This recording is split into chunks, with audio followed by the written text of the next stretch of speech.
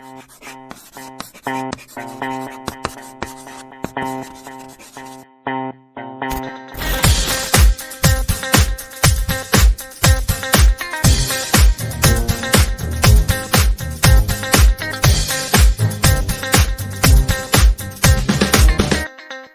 friends, how are you all? So today we are going to have a look at the second chapter, which is about enriching your vocabulary. Now let us understand what is vocabulary. Vocabulary माने English भाषा में जितने भी शब्द आपको पता है, जितने भी शब्द आप जानते हो, जितने भी शब्द आपको आते हैं. Enrichment means increase, बढ़ाना. एक कॉमन कंप्लेंट लोगों का रहता है कि मेरी वोकेबलरी काफी कम है, मुझे इंग्लिश में इतने वर्ड्स नहीं आते जितने कि मुझे आने चाहिए. कई बार जब मैं बड़े बड़े लोगों से बात करता हूं या बात करने की कोशिश करता हूं तो मेरी बोलती बंद हो जाती है, क्योंकि वो जो शब्दों का इस्तेमाल करते वो सारे शब्द मुझे नहीं पता होते, तो बड़ा अजीब सा लगता है, अपना इंप्रेशन डाउन हो जाता है, वगैरह वगैरह वगैरह. What I'm trying to say is, having a good vocabulary is a big boon, because it not only portrays a positive professional impression of yours, but it also helps you communicate your message in a clear and understandable manner. So today we are going to learn how to increase, how to expand, how to enrich your vocabulary. There are a lot of tools and techniques we are going to discuss in this particular chapter. Stay tuned. So सबसे पहली चीज जो हम कर सकते हैं हमारी vocabulary बढ़ाने के लिए वो है choice of the words. We should think before we speak anything. And when we think, we should think about the best possible word. जब हम किसी से बात करते हैं, स्पेशली अगर सामने वाला बंदा बहुत इंपॉर्टेंट बंदा है और हमें कोई इंपॉर्टेंट टॉपिक के ऊपर बात करना है, तो हमें ये देखना चाहिए कि हम जो शब्दों का इस्तेमाल करें वो प्रॉपर हो. सही शब्दों का सही वक्त पे अगर हम इस्तेमाल करते हैं तो हमारा एक प्रोफेशनल इंप्रेशन पड़ता है और हमारी बात का एक वजन रहता है. तो जब भी हम किसी वर्ड्स के बारे में सोचते हैं तो हमें कुछ चीजों को ध्यान में रखना पड़ता है. So let us discuss the factors which affect the choice of words. सबसे पहला जो चीज है वो होता है range of your vocabulary. Now what do we mean by range of your vocabulary? Range of your vocabulary माने आपकी vocabulary कितनी है, आप कितने शब्द जानते हो और उनमें से कितने शब्दों का अर्थ आपको पता है, कितने शब्दों का सही प्रोनाउंसिएशन आपको पता है और कौन से शब्द को कब कहां पे कैसे इस्तेमाल करने वो आप जानते हो. So this is known as a range of your vocabulary. The more words that you know, the better communicator you can become. कई बार ये होता है ना कि हम न्यूज पेपर पढ़ते हैं, हम बिजनेस मैगजीन्स पढ़ते हैं, काफी सारे प्रोग्राम्स हम अटेंड करते हैं, तो वहां पे जो सारे लोग अपने व्यूज प्रेजेंट करते हैं उनकी वोकेबलरी बहुत ही बढ़िया होती है. बहुत सारे नए नए शब्द, बहुत सारे हाईफाई शब्द वो लोग इस्तेमाल करते हैं.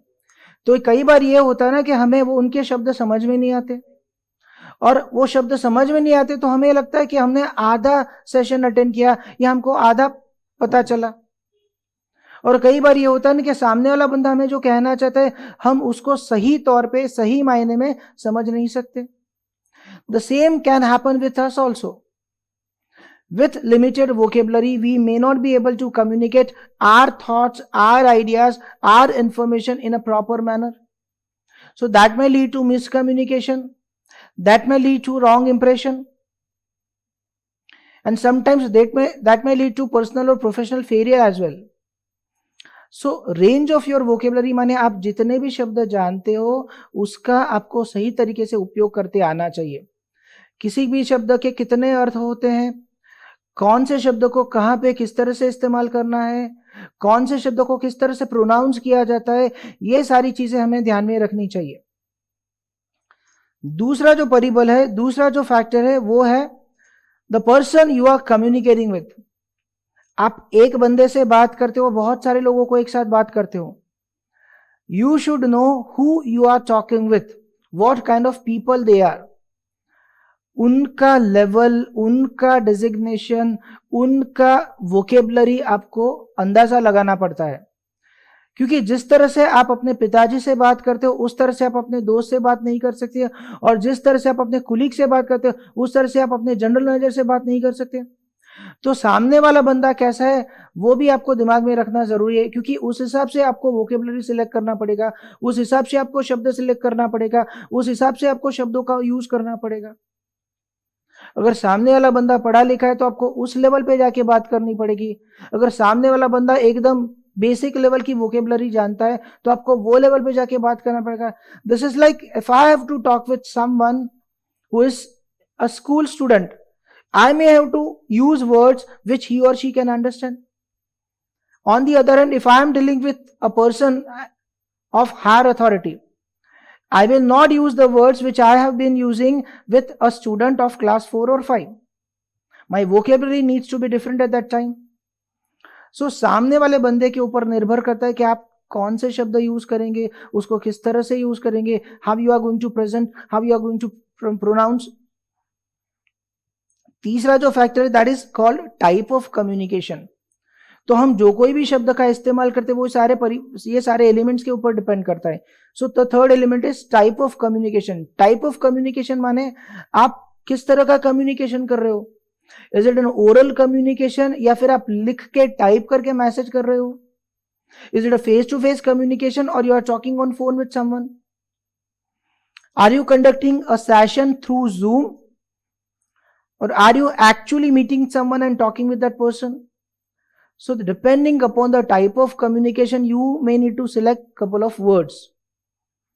The next factor is the message that you actually want to convey.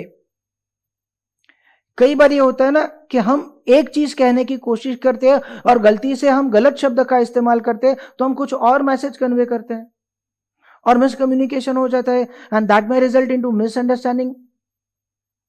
So you should be very clear when you choose the words that you want to convey your message through. So जो message हमें convey करना है उसको किस तरह से convey करना है, उसके लिए कौन से शब्द सही रहेंगे, ये आपको सोचना चाहिए। Next factor is context and usage. Context का मतलब होता है परिस्थिति, सिचुएशन जहां पे आप कम्युनिकेशन कर रहे हो। I may be communicating with someone in an AC office, I may be communicating with someone on the road. हो सकता है कि कहीं पे मैं बोर्ड रूम में बैठ के किसी के साथ डिस्कशन कर रहा हूं, हो सकता है कहीं पे मैं ढाबे में बैठ के या फिर किसी रेस्टोरेंट में बैठ के किसी से बात कर रहा हूं। So depending upon the circumstances, depending upon the environment, I need to select proper words. And I should also be clear about the usage of different words. English में काफी सारे शब्द है, इन शब्दों के अलग अलग मीनिंग होते हैं, इन शब्दों को अलग अलग तरीके से अलग अलग परिस्थिति में यूज किया जाता है। तो ये सारी जानकारी हमारे पास होती तो हम बहुत अच्छी तरह से अपने बात को प्रेजेंट कर पाते, हमारे मैसेज को सामने वाले तक पहुंचा पाते। तो the context and usages are also important parameters you need to consider when you select the words to convey your message. And finally regional और national difference in the language और कनोटेशन।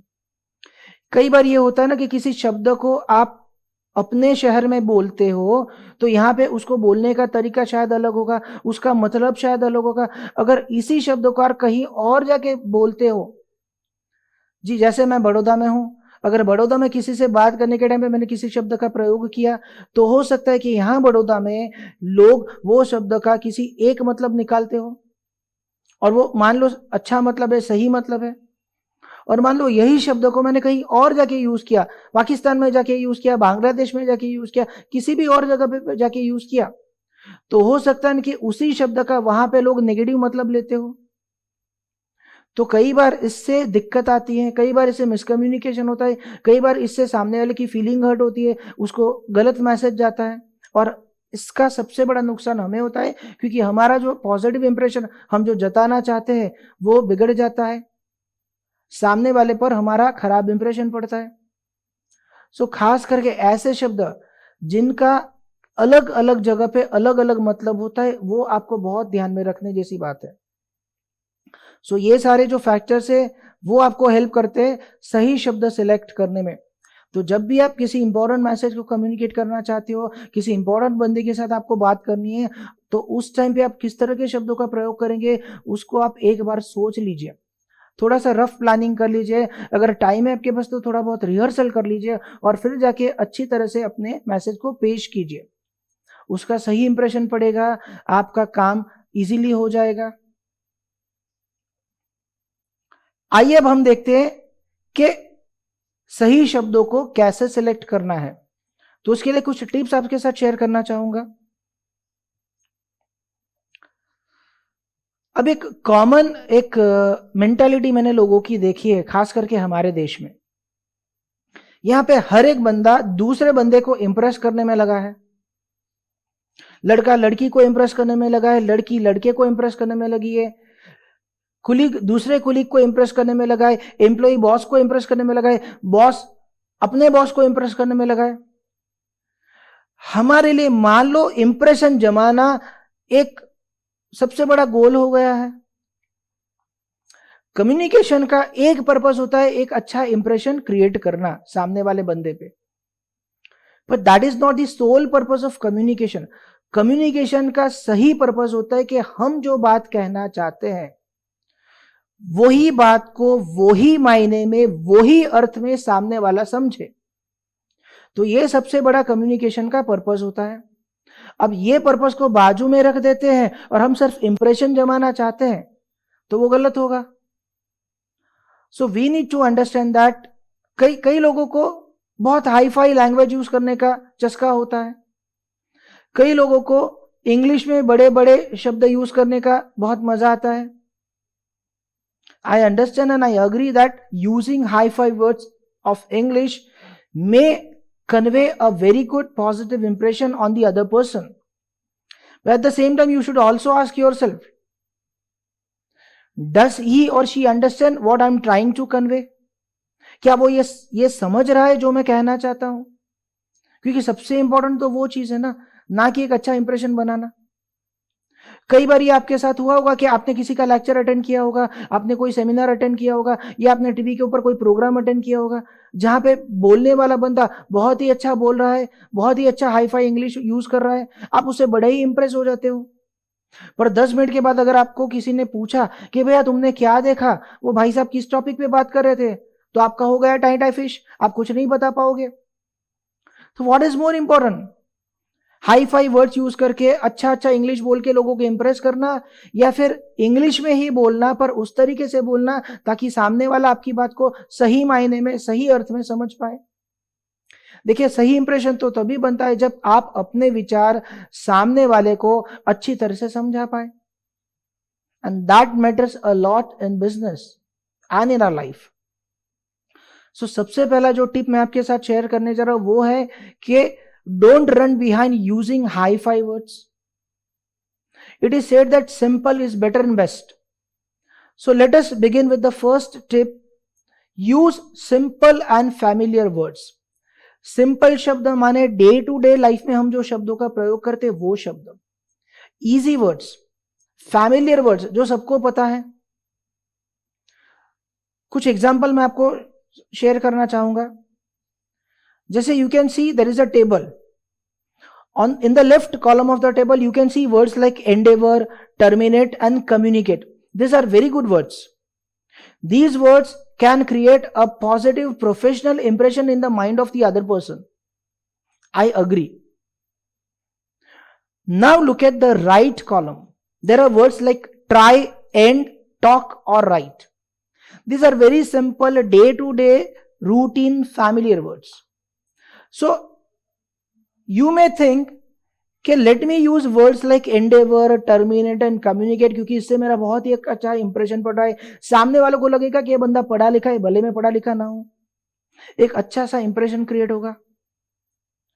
पर हम ये भूल जाते हैं कि वर्ड्स लाइक एंडेवर, टर्मिनेट या फिर कम्युनिकेट हर एक बंदा समझ नहीं पाता। हाँ, if you are dealing with someone who is a very knowledgeable person and who has got a good command over English language, maybe that is where you can use this kind of words. But if I tend to use such words in front of someone who does not know this word, what is the meaning? क्योंकि वो बंदा सो समझ ही नहीं पाएगा। This is like watching a Hollywood movie when you are a vernacular medium student और आपका English इतना अच्छा नहीं है. कई लोगों को इंग्लिश मूवीज देखना पसंद होता है. सो पता चला कि कोई भी नया इंग्लिश मूवी आया, they go and watch that movie. पर ये मूवी खत्म होने के बाद अगर आप उनसे मिलके पूछोगे कि भैया स्टोरी क्या था, वो सर खुजाने लगेंगे, अरे यार बढ़िया मूवी था, तू जाके देख के आ बस. They won't be able to tell you anything about the story of the movie. Why? Because they themselves could not understand. उनको थोड़ा सा आइडिया मिला होगा मूवी देख के कि भाई इस तरह का कुछ है, but they won't be able to tell you precisely what the movie is all about. Or they might be not be able to tell you what a particular hero or heroine was speaking in the movie. The reason being that their vocabulary is limited, and people in the movie, they were using hi-fi words which he could not understand. So घूम फिर के बात वहीं पे आई कि हमारा purpose जो होता है वो हमारी बात सामने वाले के जहन में, उसके दिमाग में उतारना होता है, न कि उसको इंप्रेस करना. क्योंकि सही बात यह है ना कि लोग आपसे इंप्रेस तभी ज्यादा होंगे जब आपने जो बोला या आपने जो लिखा वो उनको अच्छी तरह से समझ में आएगा. स्कूल में कौन से टीचर पॉपुलर होते हैं? वही जो अच्छी तरह से पढ़ा सकते हैं, और दूसरे वो जो पढ़ाते नहीं है, बस उनको मजाक मस्ती करवाते रहते पूरा दिन. So what I am trying to convey is that if you use simple or familiar routine or day-to-day words, you may think that these are the words which are not going to create a good impression of mine. Don't think so. These are the actual words which actually convey the message, the meaning of your message to the other person. And when he or she understands what you were trying to say, he or she will not only be impressed, he or she will start respecting you as well. So what is important? Even big companies, they have started using this thing. Instead of using hi-fi English words, they've started using simple, day-to-day, easy to understand familiar words whenever they talk or whenever they write something. So if you really want to choose the words, I would suggest that you choose simple and familiar words. Let's compare. Endeavor. Let's replace it with try. Endeavor is a word which everybody cannot understand. Those whose vocabulary is good, those probably who have understood, who have studied in English medium schools, or those who are good at English, they probably can understand what is the meaning of the word endeavor. But if you use a word try, probably everybody can understand. What matters in communication is understanding, creating understanding in the mind of your receivers. So I would prefer not using endeavor word, but using try word. Of course, there is an exception.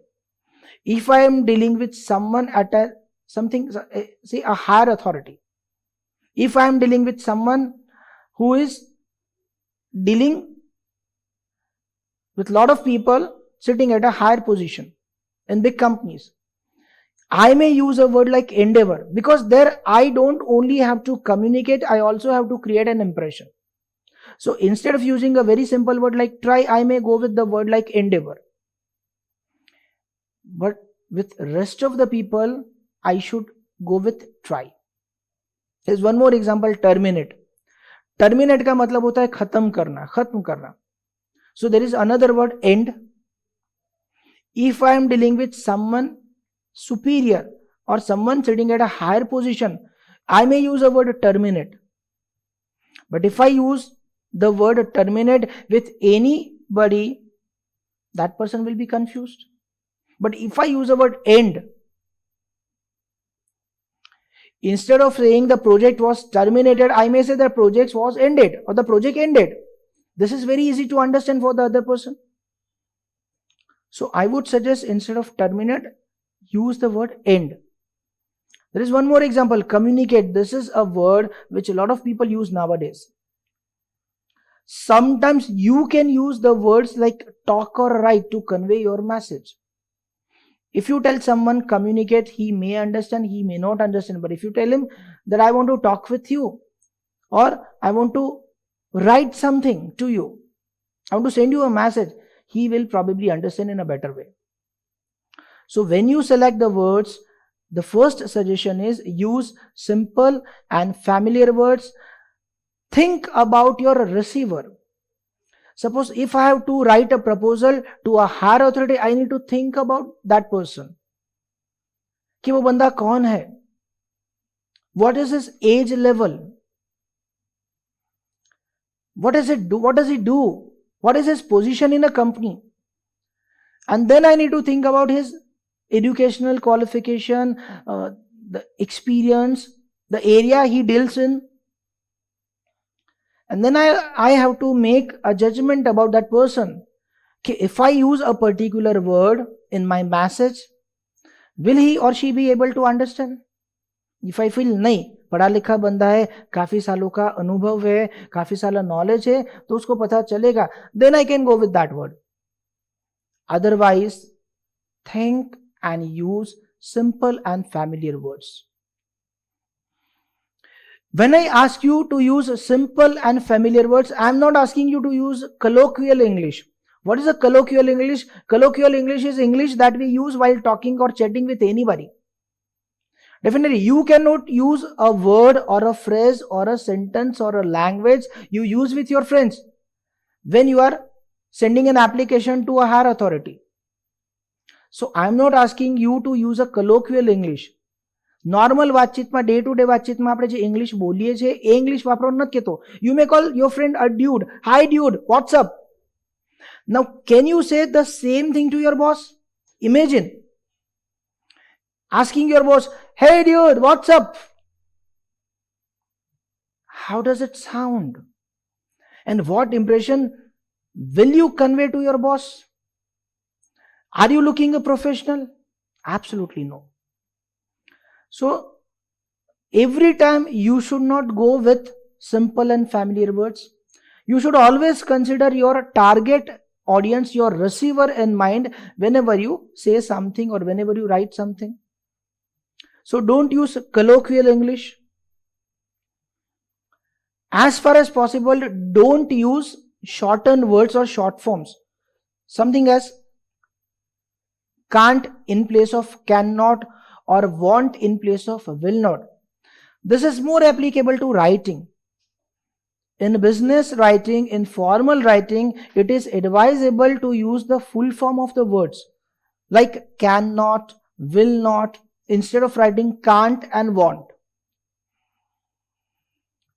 Next suggestion is use jargons judicially or sensibly. Sensibly का मतलब होता है सोच समझकर.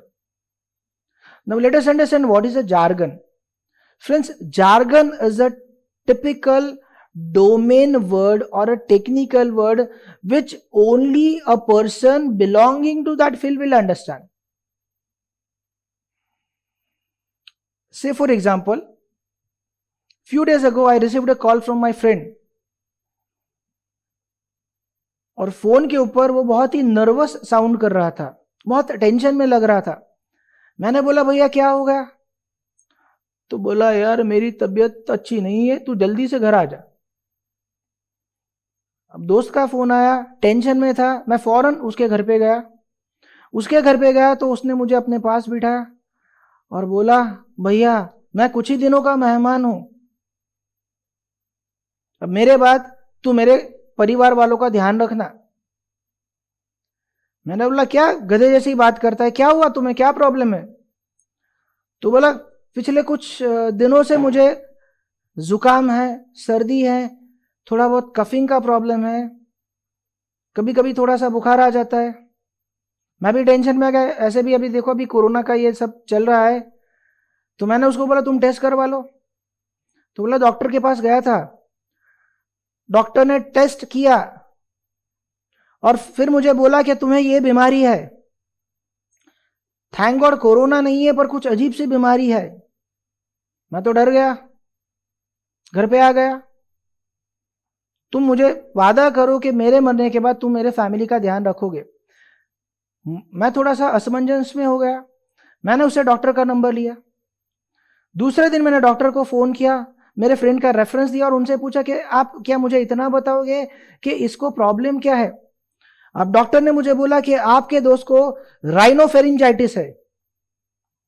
मैं भी थोड़ा सा हक्का बक्का हो गया। Rhinopharyngitis, what is that? I don't understand. मैंने डॉक्टर से पूछा, डॉक्टर साहब क्या आप मुझे बताएंगे कि राइनोफेरिंजाइटिस का मतलब क्या होता है? डॉक्टर बोला कुछ नहीं है, it is just a common cold, उसको सिर्फ जुकाम है, सर्दी और कुछ नहीं है। हाँ, मैं अपने दोस्त से मिला और उसको बोला यार तुमको सिर्फ जुकाम है, थोड़ा सर्दी है, वो ऑटोमेटिकली 5-6 दिन में ठीक हो जाएगा, there is nothing to worry about. अरे पर वो डॉक्टर ने कुछ अजीब अजीब, हाँ मैंने बोला, डॉक्टर से पूछा, उन्होंने बोला कि तुम्हें राइनोफेरिंजाइटिस है। अरे देखो कितना बड़ा बीमारी है। मैंने बोला बड़ा बीमारी नहीं है, वो जुकाम का मेडिकल नाम है। So friends, see an example, common cold, normal जुकाम सर्दी, उसको मेडिकल टर्मिनोलॉजी में कई बार बोला जाता है राइनोफेरिंजाइटिस। अब ये थोड़ा सा भारी भरकम वर्ड है, इसे हम कहेंगे जार्गन। अब किसी डॉक्टर के साथ आप बैठे और बोल रहा है कि तुम्हें राइनोफेरिंजाइटिस है, तो तुम तो टेंशन में आ जाओगे, क्योंकि डॉक्टर साहब ने अपने फील्ड का एक शब्द यूज किया, सीधा सा आपको बोला कि it's just a common cold, nothing to worry about. He said he used a medical terminology for that particular ailment. सर्दी की जगह बोल दिया कि भाई राइनोफेरिंजाइटिस है, हम तो टेंशन में आ गए। अब rhinopharyngitis is a word which only a medical practitioner can understand, only a doctor can understand, people like you and I can not understand. So हमारे लिए वो जार्गन हो गया। ऐसे काफी सारे वर्ड्स होते हैं जो कि लोग यूज करते हैं, तो कई बार ऐसे शब्द हमको टेंशन में ला के रख देते हैं। So you, before you talk with someone, just think about that person, जो कि पहले भी मैंने आपको बताया। यू शुड ऑल्सो थिंक कि क्या वो बंदा मेरी फील्ड से जुड़ा हुआ है। अगर हाँ, then you can use a jargon without any problem. But if you are dealing with a non technical guy, specially बंदा जो आपकी फील्ड से बिलोंग नहीं करता, and you are using a word that belongs to your field, तो वो बंदे को वो शब्द का मतलब नहीं पता होगा, हो सकता है वो कुछ उल्टा पुल्टा मतलब निकाल दे, हो सकता है कि वो उसे पता ही नहीं चले, और आपने जो बोला वो ऊपर से चला जाए message. So you should be very much careful while using a jargon or a technical word that belongs to a particular field. हाँ, अगर सामने वाला बंदा आपकी फील्ड से जुड़ा हुआ है, then you can easily without any problem use a jargon. So whenever you speak or write to someone who does not belong to your field, who does not belong to your work area, make sure you don't use a jargon. And suppose if you need to use a jargon, make sure you convey the original meaning, you explain him the meaning of that jargon. तो कहीं पे गलती से आपने jargon use कर भी लिया, तो इमीडिएटली सामने वाले बंदे को वो जार्गन का मतलब भी आप क्लियर बता दो कि भैया इसका मतलब ये होता है कि भैया राइनोफेरिंजाइटिस का मतलब होता है सर्दी या जुकाम, उससे ज्यादा कुछ नहीं, 2-3 दिन में ठीक हो जाएगा। Then only you will be able to communicate properly. अब जार्गन्स के बाद तीसरा जो टिप मैं आपके साथ शेयर करने जा रहा हूं वो है avoid verbosity, avoid using superfluous words. Now what are the superfluous words? So I want to show you a table for that. कई बार ये होता है ना कि हम किसी से बात करते हैं या फिर हम किसी को मैसेज भेजते हैं, तो उसमें हम वो सारे शब्द अभी ऐड कर देते जिसका एक्चुअली जरूरत नहीं है। जैसे कि यहां पे आप देख सकते हो कुछ एग्जांपल्स हैं। इन द ईयर 2012, भाई साहब मैं किसी से बात कर रहा हूं, मैं उनको बोलूंगा कि my son was born in the year 2012। चलिए ये सही सेंटेंस, इसमें कोई ज्यादा बड़ा गलती नहीं है, पर now it brings a question to me, what if I remove the word year? The sentence will sound like my son was born in 2012। अगर मैंने ये इस तरीके से सेंटेंस बोला तो क्या सामने वाला नहीं समझेगा? ये सेंटेंस की अगर बात करते कि my son was born in so and so year, तो आप इन द ईयर 2012 बोलो या सिर्फ इन 2012 बोलो, ज्यादा कोई फर्क पड़ने वाला नहीं है। सो मेरे हिसाब से अगर आपने ईयर शब्द को निकाल दिया और सिर्फ इतना बोला कि माई सन वॉज बॉर्न इन 2012, तो भी सेंटेंस का मतलब वही का वही रहेगा, उसमें कोई चेंज नहीं होगा। सो मेरे हिसाब से ईयर शब्द का इस्तेमाल करने की जरूरत है नहीं, तो इसको हम कहेंगे वर्बोसिटी या सुपरफ्लुअस वर्ड्स। अगर आप बोलते हो कि इन द ईयर 2012, तो वो सुपरफ्लुअस वर्ड्स हो गया या फिर वो वर्बोसिटी हो गया। उसकी जगह आप सिर्फ इतना बोल दो इन the year in 2012, that is same. Repeat again, हमारे वहां गुजरात में काफी सारे लोग ये शब्द बोलते हैं, रिपीट अगेन। भैया रिपीट का मतलब होता है स्पीक अगेन या फिर से अगेन। तो अगर आपने बोला रिपीट अगेन तो ये हो जाएगा से अगेन अगेन। अजीब लग रहा है ना, क्योंकि यहां पे रिपीट शब्द के अंदर ऑलरेडी अगेन आ चुका है, तो फिर वापस आपने अगेन लगाया तो उसका कोई मतलब नहीं रहता। सो इसकी जगह आप सिर्फ इतना बोलो repeat. Instead of saying could you repeat again, simply say could you repeat. That make sense. Brief summary, भैया समरी तो हमेशा ब्रीफ ही होती है ना, छोटी ही होती है ना, वो कहां पन्ने पन्ने पन्ने भर के होती है। तो ब्रीफ समरी की जगह अगर आपने सिर्फ समरी बोला तो भी वही मतलब रहेगा।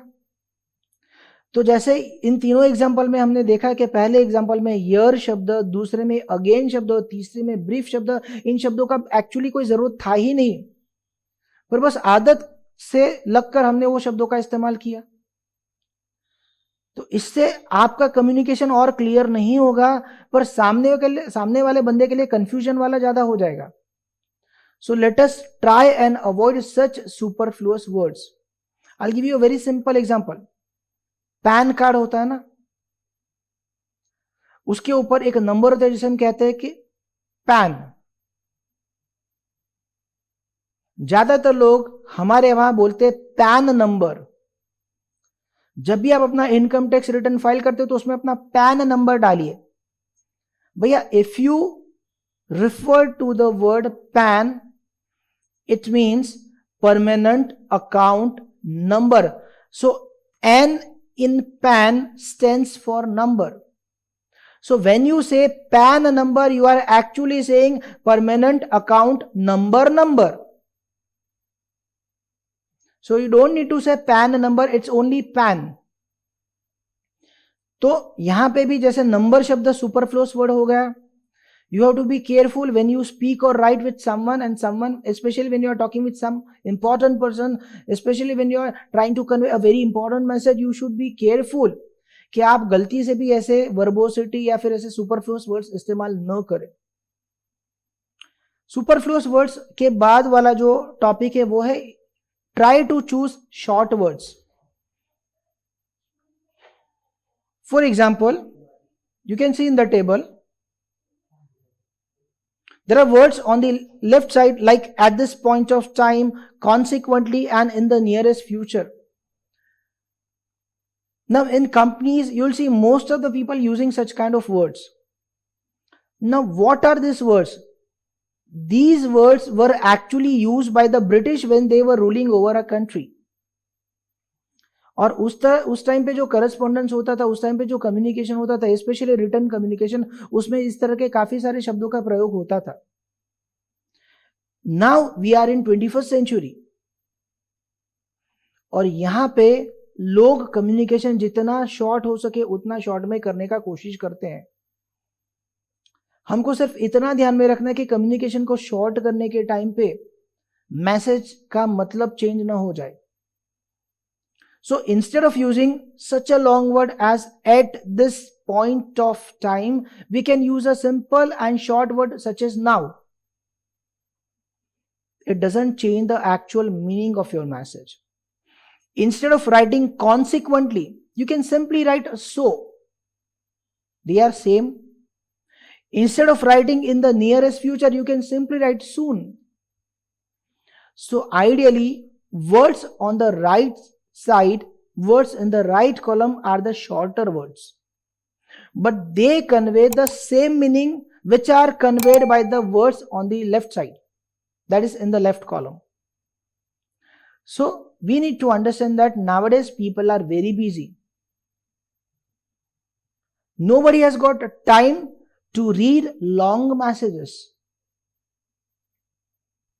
So whenever possible, wherever possible, we should replace long words and phrases with short, to the point words. The next guideline is choose words with precise meaning. What is that?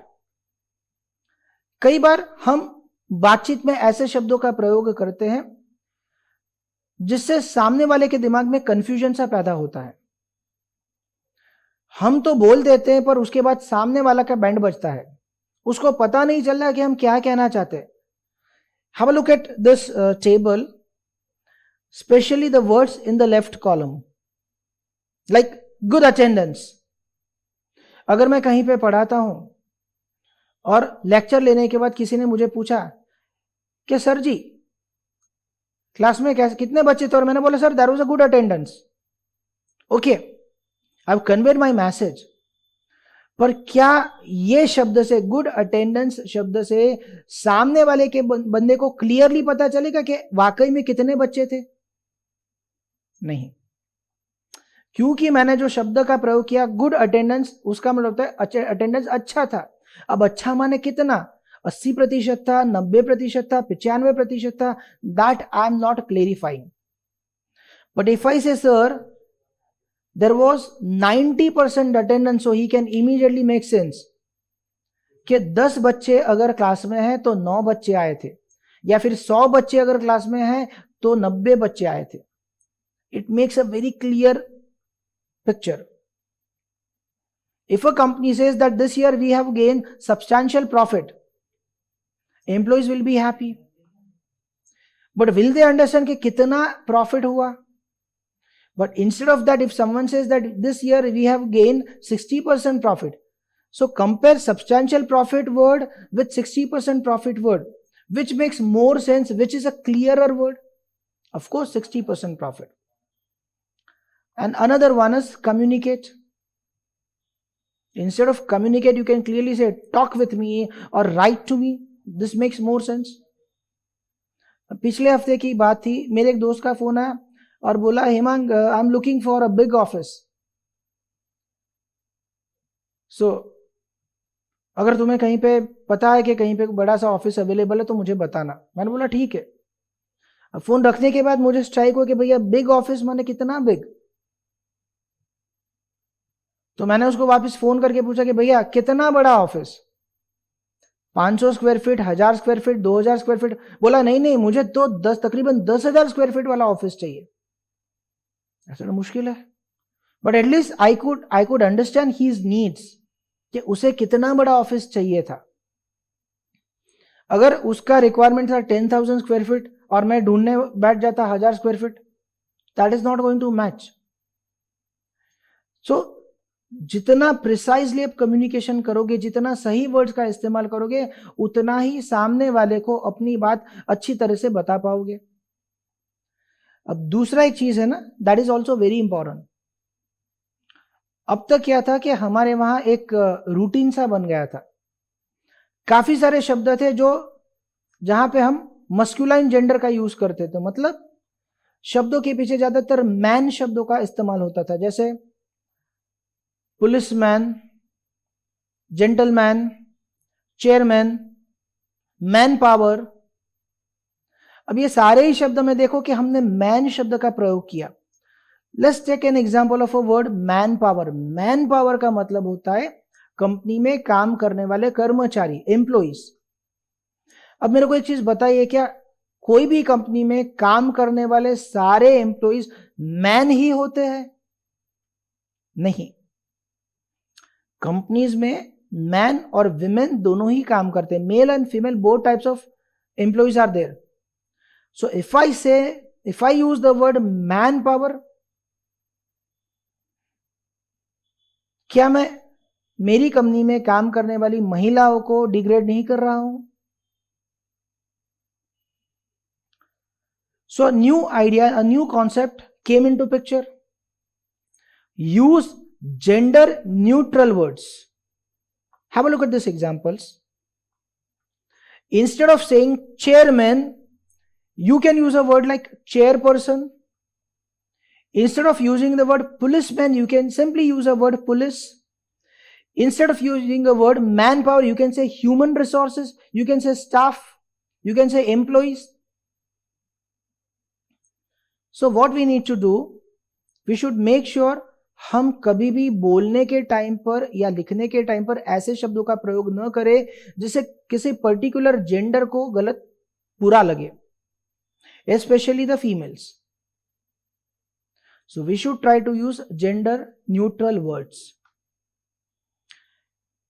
तो अभी हमने vocabulary enrichment का पहला step देखा, जहां पे सही शब्द को सिलेक्ट करने के बारे में हमने बात की और कौन कौन सी चीजें हमने डिस्कस की। चलिए एक बार फटाफट देख लेते हैं, इसको थोड़ा सा रिकैप कर लेते हैं।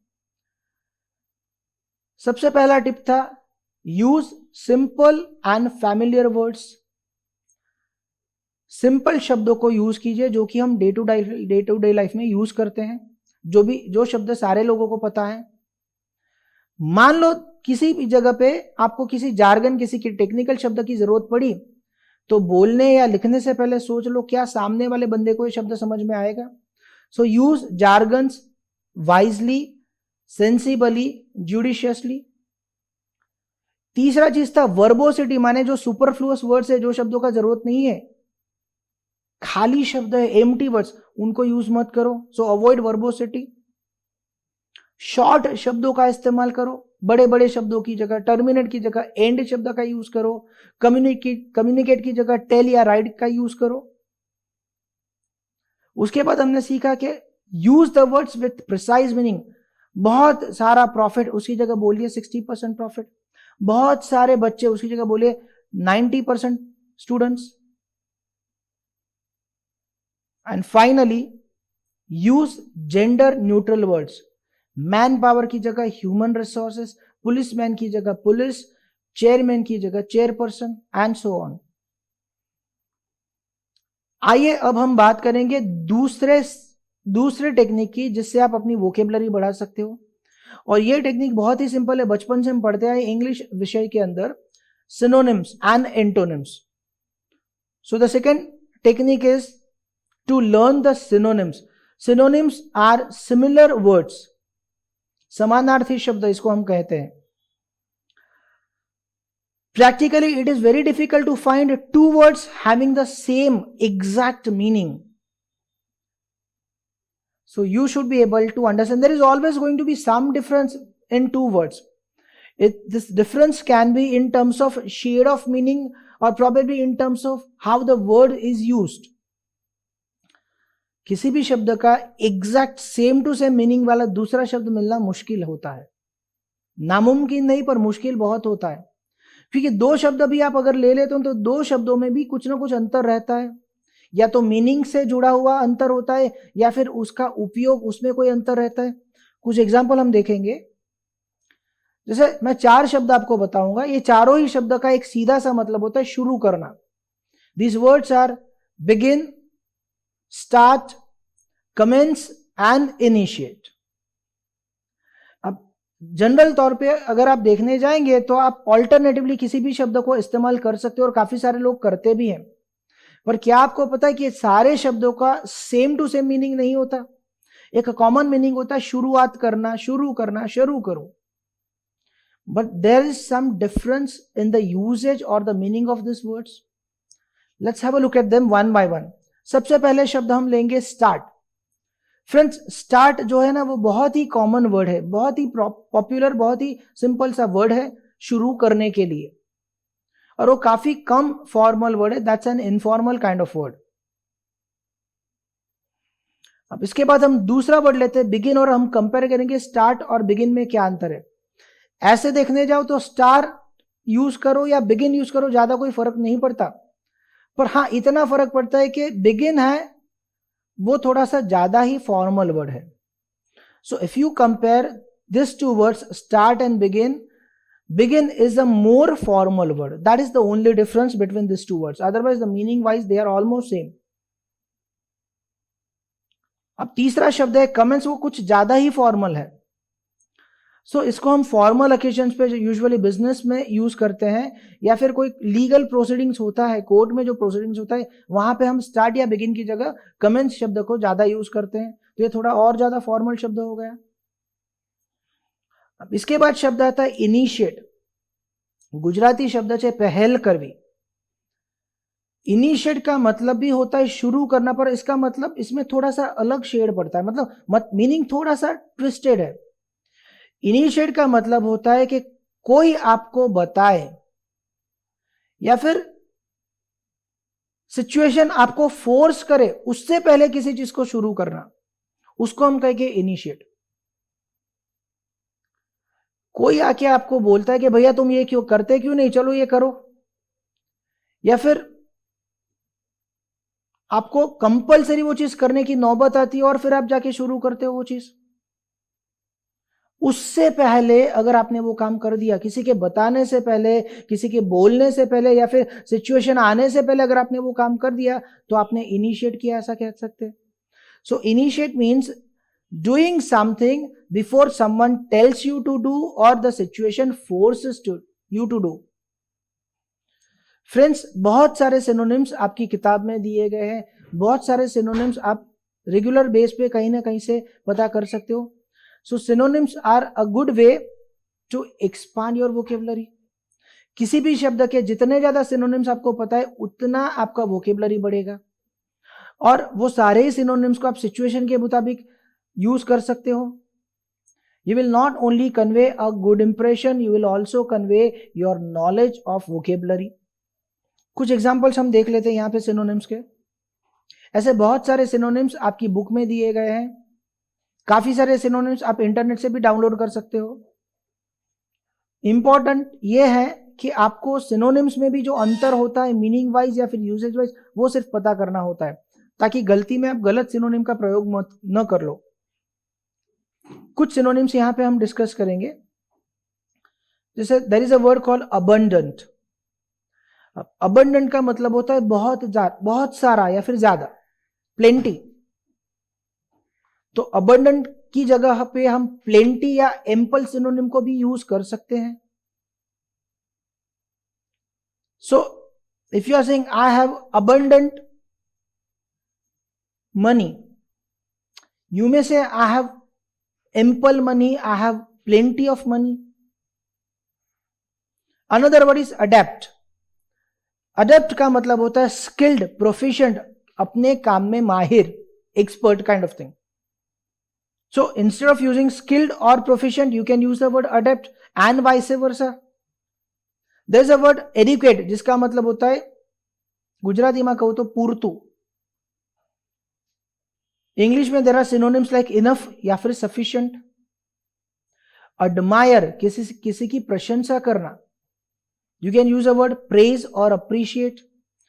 Friends, there is a little difference between the meaning of the words praise and appreciate and admire. Admire includes little more respect for the person. Praise और अप्रिशिएट से थोड़ा फॉर्मल वर्ड है admire. So you should know such differences. Cordial is a very good word instead of words like friendly या फिर congenial. So friendly and congenial are the synonyms of cordial. Deteriorate, खराब करना, you can use the word worsen या फिर decline.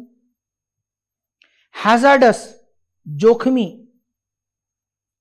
you can use a word like risky or dangerous. अभी हमने एक शब्द लिखा था यूज जार्गन जुडिशियसली। सो जुडिशियस, सोचा समझा हुआ, you can use a word sensible या फिर प्रूडेंट या फिर वाइज इंस्टेड। थ्राइव, थ्राइव की जगह you can use words like prosper या फिर फ्लरिश। थ्राइव का मतलब होता है बढ़ना। Wholesome, you can use a word like healthy या फिर good. So you can learn synonyms of various words and you can find out the micro differences between a word and its synonyms. and then depending upon the situation you can choose and use a proper word.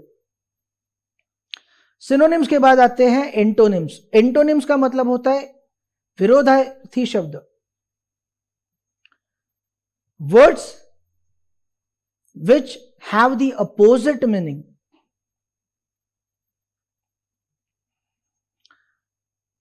A word may have more than one antonyms depending upon the situation, the context in which it is used. कई बार ये होता है ना कि एक ही शब्द है इंग्लिश में. English is a very confusing language eight times. इसमें एक शब्द के एक से ज्यादा मतलब होते हैं, और जब एक शब्द के एक से ज्यादा मतलब होते हैं तो उनके एक से ज्यादा सिनोनिम या एक से ज्यादा एंटोनिम्स भी हो सकते हैं. यहां पे मैंने आपको एक छोटा सा एग्जांपल दिया है, इसको देखते हैं. Take a word soft. अब सॉफ्ट शब्द को आपके कौन से मायने में यूज करते हो, कौन से मतलब में, कौन सी परिस्थिति में यूज करते हो, उसके मुताबिक उसके मतलब, उसका मीनिंग अलग होता है, उसके सिनोनिम्स अलग होते हैं, उसके एंटोनिम्स भी अलग होते हैं. जैसे एक ही शब्द ले लिया सॉफ्ट, अगर आपने सॉफ्ट शब्द को ड्रिंक्स के संदर्भ में यूज किया, ड्रिंक के रेफरेंस में यूज किया, ड्रिंक के कॉन्टेक्स्ट में यूज किया, तो उसका अपोजिट शब्द हो जाएगा हार्ड. तो there is something like soft drink and hard drink. अगर आपने कलर के तौर पे सॉफ्ट शब्द को ले लिया तो सॉफ्ट कलर्स माने लाइट कलर्स, जैसे व्हाइट है, पिच है, येलो है, और उसके सामने हो जाएंगे ब्राइट कलर्स या फिर डार्क कलर्स.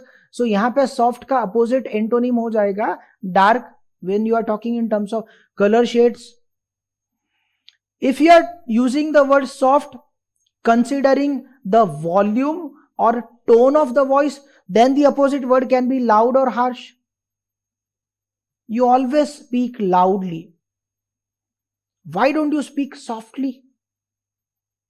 Softly माने धीरे से, politely. So here you are referring to the word soft in terms of tone of voice या फिर loudness or volume of the voice. So the opposite word will be harsh या फिर loud. When you are referring the word soft in terms of texture, the opposite will be rough. The surface soft and rough or uneven. When you are referring the word soft in terms of light, so soft light जिसको आप easily देख सकते हो, and glaring या फिर dazzling light which is an antonym of soft. here कुछ examples हम लेंगे एंटोनिम्स के.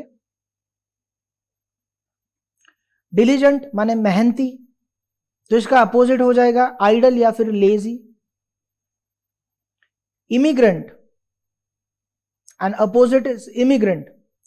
सो pronunciation wise both the words can be pronounced in the same way, immigrant, emigrant, but there is a difference in terms of meaning as well as spelling.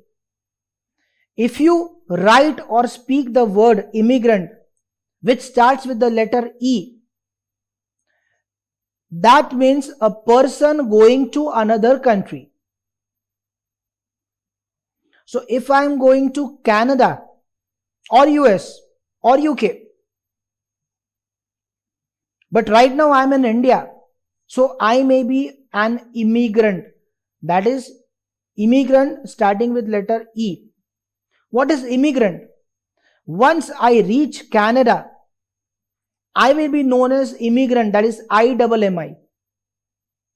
So once I reach my destination country, in that country I will be called as immigrant, that is IMMI wala immigrant.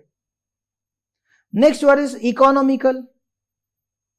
जो सोच समझ के पैसे का use करता है, उसका opposite हो जाएगा एक्स्ट्रावेगेंट. गुजराती शब्द है उड़ाऊ, माने बिना सोचे समझे पैसों को उड़ाने वाला. एक्सप्लिसिट, एक्सप्लिसिट का मतलब है जो हम क्लियरली बोलते हैं, क्लियरली सेड.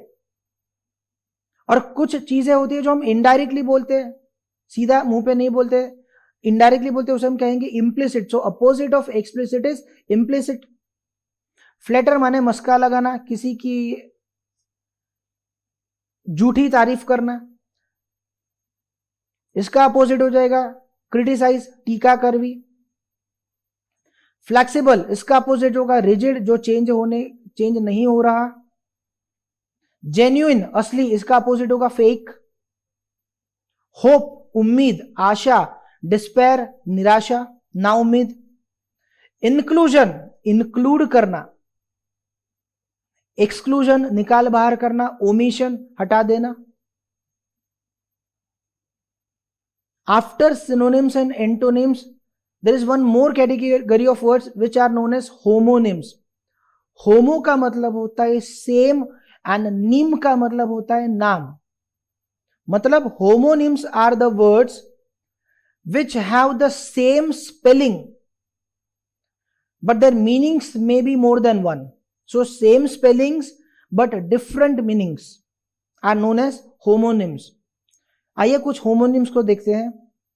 सबसे पहला है बेर, BEAR। बेर उसका एक मतलब होगा एनिमल, टेडी बेर, और बेर का दूसरा मतलब होगा टू टॉलरेट, सहना, सहन करना, as a verb. So bear when you take it as a noun it indicates an animal, but when you use the same word in a different category as a verb it means to tolerate, सहन करना। दूसरा word हम लेते हैं address. When you are taking address as a noun, इसका मतलब होता है किसी भी जगह का पता। आपके घर का पता हो सकता है, आपकी ऑफिस का पता हो सकता है। But when you are referring to address as a verb, जब हम इसको क्रियापद के तौर पे लेते तो इसका मतलब होता है कि बहुत सारे लोगों के सामने खड़े रह के उनको बोलना, उनको कुछ बताना, कुछ इंफॉर्मेशन शेयर करना। To address a group of people, to speak to a group of people. तीसरा शब्द जो हम लेने वाले हैं वो है बैट। अब बैट का जब आपको कि कोई बोलता है बैट तो सबसे कॉमन जो मीनिंग इसका दिमाग में आता है वो आता है क्रिकेट वाला bat. So it's basically a sports instrument. Bat के और सारे भी मतलब होते हैं, इसमें से दूसरा मतलब होता है चमगादड़, गुजराती में આપણે કહીએ ચામાચીડું। So it's a mammal with wings.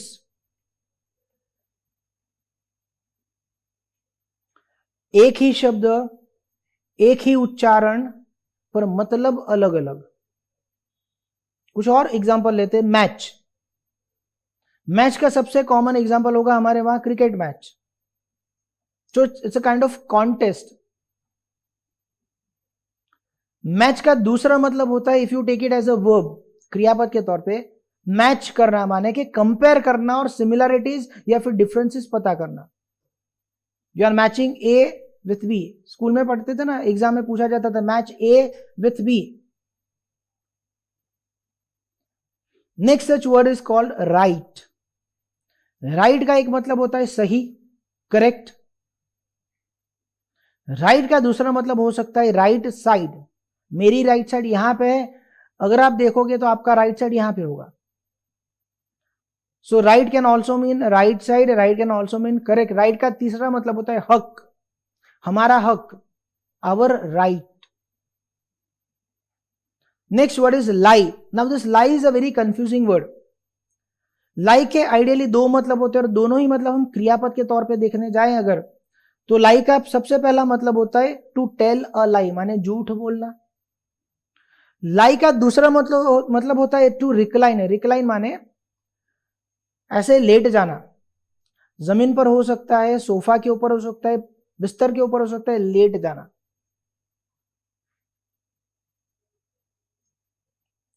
Homonyms के बाद दूसरी कैटेगरी आती है जिसे हम कहते हैं होमोफोन्स। होमो means same, phone means sound, माने हम उन शब्दों की बात करने वाले हैं जिनका उच्चारण सेम या सिमिलर है पर उनके स्पेलिंग और मीनिंग दोनों ही अलग है। So these are the words we pronounce almost same और similarly but their spellings and their meanings are different. Let's have a look at few words. The first word pair is excess and excess. You can clearly see that spelling of both the words are different and meanings are also different. I'm going to share you the meaning soon. What is common is the way you pronounce them, the way you say them, the way you speak them. Excess. So when you say excess, only if you say excess, the other person may not understand whether it is ACCESS or EXCESS. He or she will only understand when you use that word in a sentence or when you tell him the clear meaning.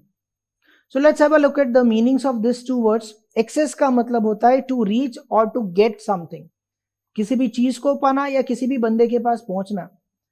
Can you access your general manager anytime during the day? Can you access my account? Can you access the data? Can you access the password? अब दूसरा जो excess है ना, that means more than necessary, बहुत ज्यादा, जरूरत से ज्यादा, more than necessary. There was excess amount of material in the stock. He had excess qualifications, so he was overqualified for a particular job. Another set of confusing words are advice and advise.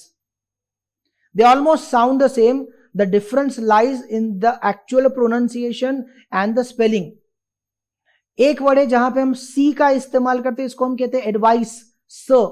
S S means in terms of pronunciation, and the other one is advise, Z in terms of pronunciation. What is the difference? The first word is a noun and the second one is a verb. So advice का मतलब होता है guidance या फिर recommendation. आपने किसी को guide किया, किसी को रिकमेंडेशन किया, किसी को एडवाइस किया. But when you use this word as a verb in English, it becomes advise. Advise का मतलब होता है to give advice, किसी को सलाह देना. मतलब अगर हिंदी में हम बात करते तो पहला जो वर्ड है एडवाइस, इसका मतलब होता है सलाह. And the second word advice, इसका मतलब होता है सलाह देना. तीसरे ऐसे सेट ऑफ वर्ड्स है cell, sell and sell. CELL, SELL and SALE. They all differ in terms of spelling. They also differ in terms of meaning. The only common thing is they are pronounced in the same way. So let's have a look at the meaning of this word one by one. Cell. Hindi या गुजराती में इसे कहते हैं कोश. हमारे शरीर में काफी सारे सेल्स होते हैं, वो ये वाला सेल है. So it's the smallest unit of life. Cell का और एक मतलब भी होता है सेम सेल का, प्रिजन. जेल में जो एक छोटा सा खोली होता है ना, एक નાનકડી ઓડી જેલમાં જે અમુક ટિપિકલ ગુનેગારોને રાખવામાં આવે છે, એને પણ સેલ કહેવાય છે. SELL સેલ माने किसी भी चीज को बेचना, to give a product to someone against money. और सेलिंग का जो काम है उसे हम कहते हैं sale. It's an act of selling something. Gujarati में આપણે એને કહે છે વેચાણ, हिंदी में कहते हैं बिक्री. तो सेल का मतलब होता है बिक्री. Next example is allowed and allowed. They sound same, सुनाई सेम देता है जब आप इनको बोलते हो, दोनों ही शब्द को. डिफरेंस आता है इनके स्पेलिंग में और इनके मतलब में. अलाउड का मतलब होता है परमिटेड, अप्रूव्ड, जिसका परमिशन मिला है वो. और दूसरा जो है अलाउड, इसका मतलब होता है जोर से, loudly. Fifth example is sea and see. You pronounce them the same way. The difference lies in terms of their spellings as well as meaning. SEEC का मतलब होता है देखना, जोवू, using your eyes. And ACAC का मतलब होता है समुद्र, समंदर. कुछ ऐसे ही शब्द है एट, एट and एट. पहला जो एट है, 88, that's a preposition. दूसरा जो एट है, ATE, that is actually a past verb form of the verb eat. eat का past tense होता है eight, ATE. And the third 8 is a spelling of the number 8. ठीक है. So you can expand, you can enrich, you can increase your vocabulary by using synonyms, antonyms, homonyms and homophones. What next? You can also learn words substitutes. It means one word for many. Let's have a look at few examples. कई बार ये होता है ना कि if you are from Gujarati or Hindi medium, we find it difficult to find certain words in English. We know what we want to say, but we are not getting proper words for that. ઘણી વાર એવું થાય છે કે આપણે કંઈક બોલવા જતા હોઈએ કે આપણે કંઈક લખવા જતા તો આપણે શું કહેવું છે, આપણે શું લખવું છે એમ આપણો મગજમાં ક્લિયર હોય છે, પણ આપણને એના માટે કોઈ પ્રોપર ઇંગ્લિશ વર્ડ નથી મળતો. So this particular practice can help you there. Say one who learns a subject as a hobby. ઘણા લોકો એવા હોય છે કે જે કોઈ પણ વસ્તુને એક હોબી તરીકે શીખવાનો પ્રયત્ન કરે છે.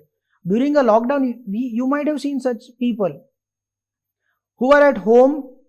They were using internet to learn lot of new things.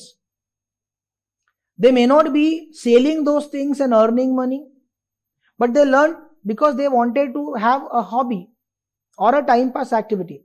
So આવા લોકો માટે ઇંગ્લિશમાં શબ્દ છે amateur. So if I say that he is an amateur swimmer, what I am trying to say is he knows swimming or he swims because it is his hobby. He does not want to become a professional swimmer. He does not want to teach someone how to swim. But he loves swimming. He is enjoying that, and swimming is his hobby. So he is an amateur swimmer. You can also be amateur cricketer, amateur player. There are a lot of things which can be easily broken. So whenever you order or whenever you buy a TV, a microwave oven, a refrigerator, or a computer system, it comes in a box and there is something written on the box. Handle with care. There is a word called fragile. Fragile means something which can be easily broken. કોઈ પણ વસ્તુ જે સરળતાથી તૂટી જાય એને ઇંગ્લિશમાં fragile કહેવાય છે. ગુજરાતીમાં શબ્દ છે બરડ. બરડ એટલે જે ઝડપથી જલ્દી તૂટી જાય. अब कुछ लोग होते हैं ना, it's actually a group of people who don't stay at a place for a longer period of time. They keep on wandering from place to place. ગુજરાતીમાં આપણે એમને વણઝારા કહે છે. ઇંગ્લિશમાં there is a word called nomad. So the entire group of people are known as nomad.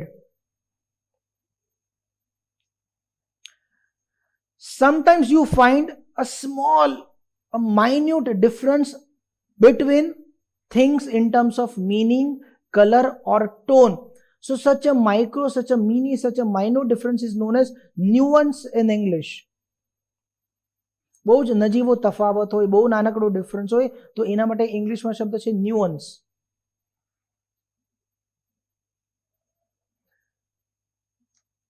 તમે પહેલા કોઈ school, college કે યુનિવર્સિટી અટેન્ડ કરી હોય, એમાં ભણ્યા હો, તો ત્યાર પછી એ તમારા માટે આલ્મા મેટર કહેવાય.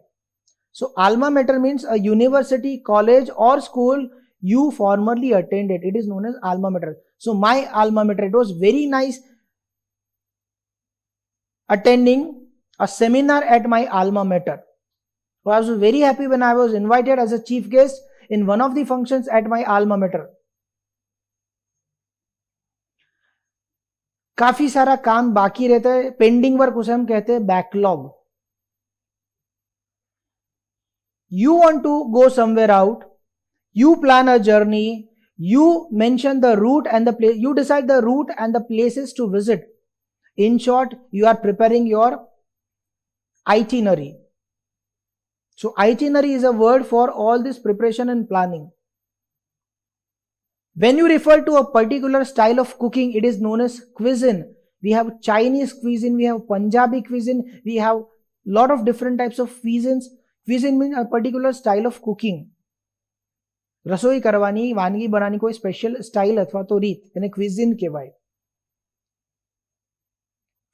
ઘણીવાર એવું થાય ને કે you refer to your past and there are a lot of mixed feelings, good as well as bad. So remembering past, which is full of good as well as bad feelings, positive as well as negative feelings, that is called nostalgia. So when you think about happy as well as sad feelings of the past time, you are in a nostalgia.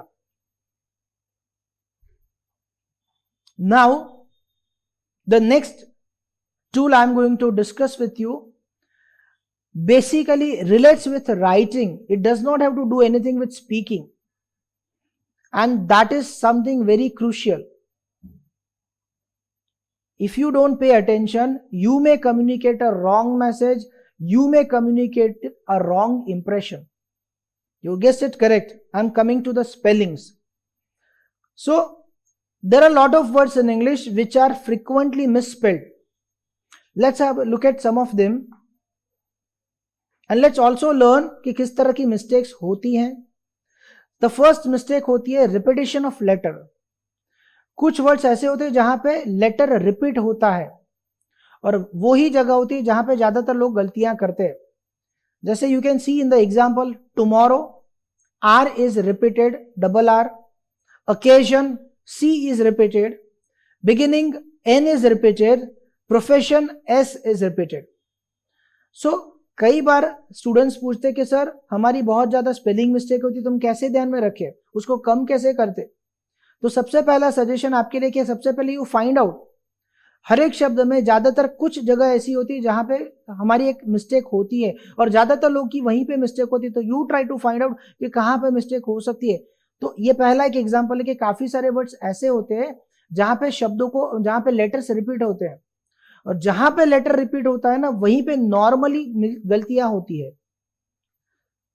कई बार कुछ शब्द ऐसे होते हैं जहां पे आई, ई और ई आई की गलतियां होती है. जहां पे आई और ई या फिर ई और आई साथ में आते हैं, वहां पे कंफ्यूजन होता है. यहां पे आपको एक चीज ध्यान में रखनी है कि जहां पे सी आता है तो उसके पीछे हमेशा ई आई आता है. देखते हैं कुछ शब्द जैसे अचीव. अचीव में देखिए आई ई होता है. बिलीव, उसमें भी आई ई होता है. पर रिसीव, उसमें सी आता है, आर ई सी, तो उसके बाद आई ई नहीं आएगा, पर उसकी जगह ई आई आएगा. Another such word is perceive, जहां पे भी सी के बाद ई आई आता है. सो ये छोटी छोटी चीजें हैं जहां पे कॉमन मिस्टेक्स होती है, वो आपको ध्यान में रख सकते हैं और वो गलती आप कम कर सकते हो. कई बार ऐसे भी शब्द है कि जहां पे एक एडिशनल लेटर ऐड हो जाता है, सिंगल की जगह डबल लेटर आ जाता है, तो मीनिंग चेंज हो जाते हैं. ऐसा ही एक शब्द है चूज,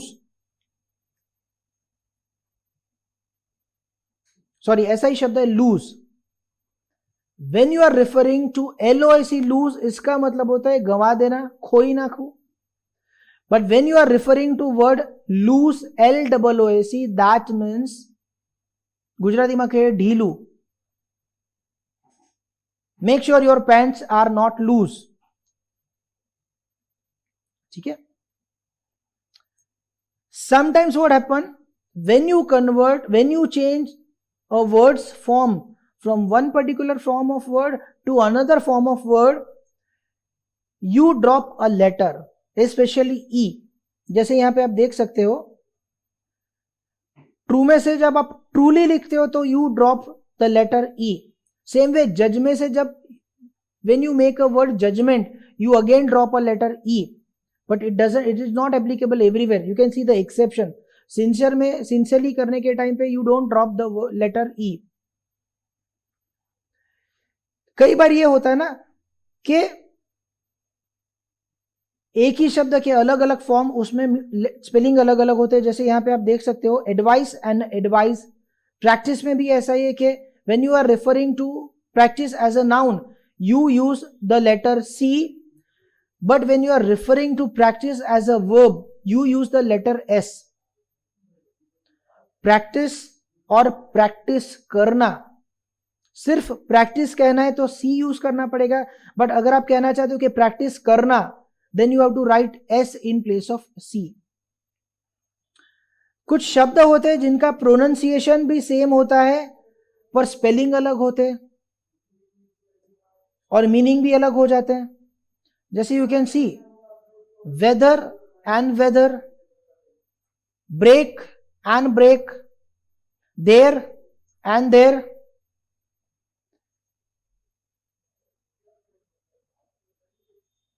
अब इंग्लिश में भी दो कॉमन वर्जन है, जैसे British English and American English. So British English और अमेरिकन इंग्लिश में भी ये कुछ चेंजेस होते, मतलब डिफरेंसेस होते.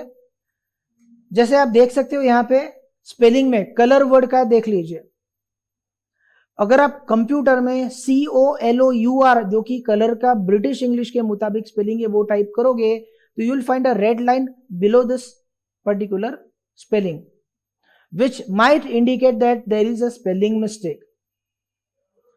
ज्यादातर कंप्यूटर्स या लैपटॉप जो हम यूज करते हैं उसमें विंडोज ऑपरेटिंग सिस्टम होती है जो कि अमेरिका में बनी है, माइक्रोसॉफ्ट कंपनी ने बनाई है।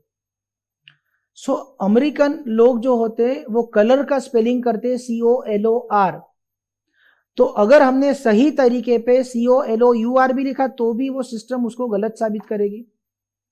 तो आपको सिर्फ इतना ही ध्यान में रखना है कि काफी सारे वर्ड्स है जिनके स्पेलिंग में अंतर होता है। अगर आप उसको ब्रिटिश इंग्लिश में लिखोगे और उन्हीं शब्दों को जब आप अमेरिकन इंग्लिश में लिखोगे, जैसे आप यहां पे देख सकते हो another word is recognise. If you are referring to British English what you write is ISE, पर अगर अमेरिकन इंग्लिश में इसी शब्द को लिखना है तो स्पेलिंग चेंज हो जाएगा IZE। अब कुछ शब्द होते हैं जिनके वेरिएशंस होते हैं। If you are going for the past form of a verb that is past tense और पास्ट पार्टिसिपल, इसमें अंतर आता है। जैसे आप देख सकते हो एक ही शब्द है लाई, लाई के दो अलग अलग मतलब हमने देखे। लाई का लाइड एंड लाइड फॉर्म भी होता है और लाई का ले और लेड फॉर्म भी होता है।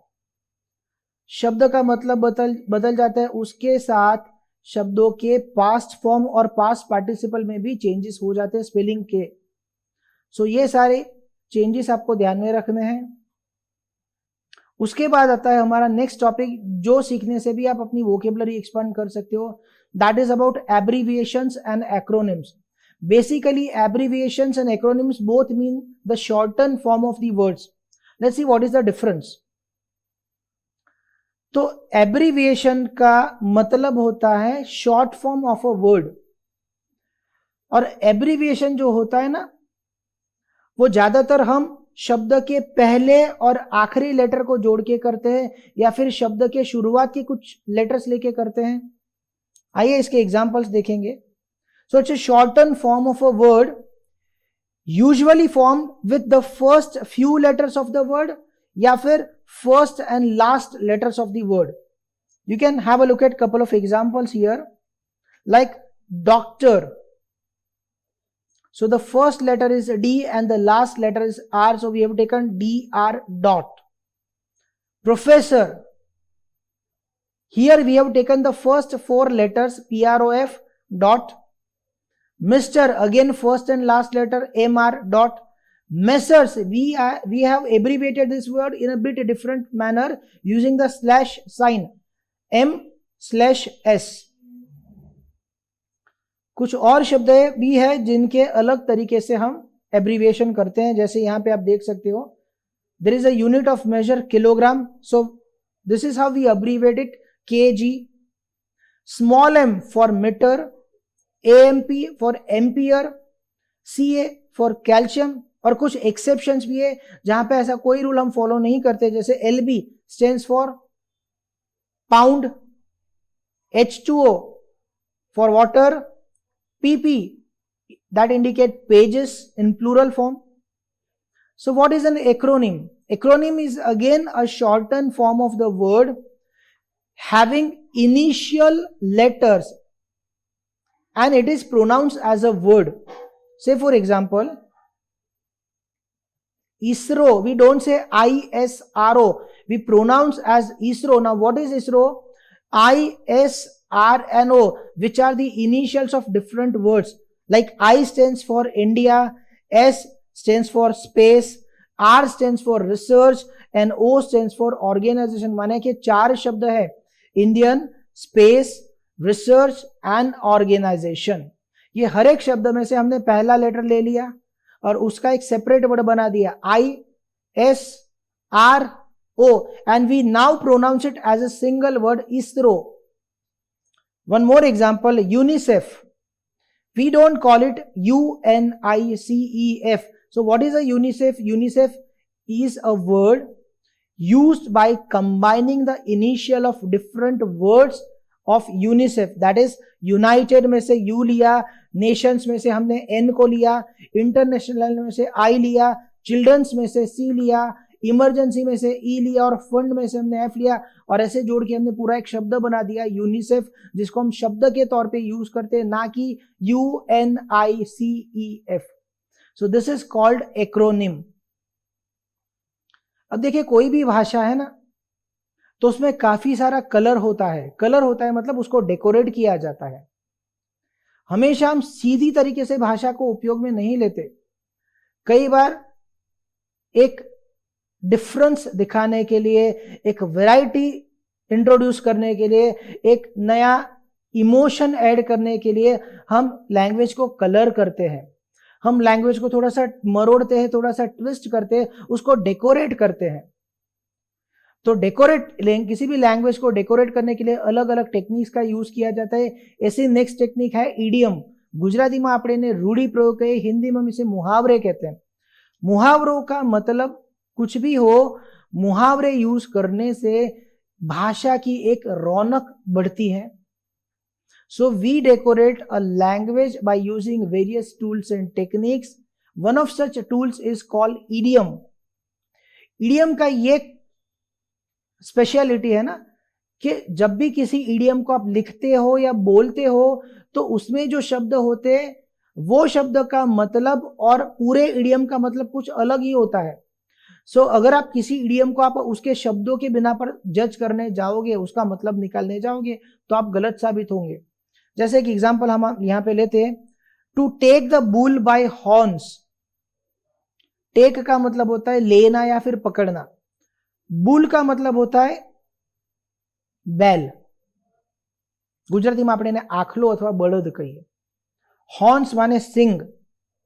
तो अगर ये पूरा अगर आप पढ़ोगे, to take the bull by horns माने किसी भी बैल के सिंग पकड़ लेना या किसी भी बैल को उसके सिंग से पकड़ना।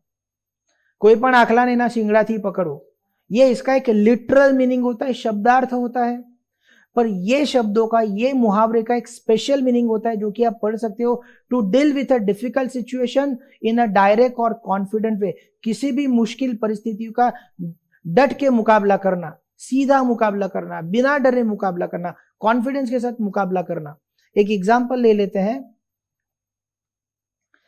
Ramesh took the bull by horns and fired the union leader who had provoked the workers to go on strike.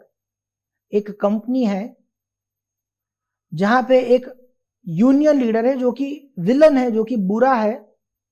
अपने फायदे के लिए वो वर्कर्स को उकसाता है और स्ट्राइक डिक्लेयर करवाता है कंपनी में। ये कंपनी में एक होनहार मैनेजर है जिसका नाम है रमेश।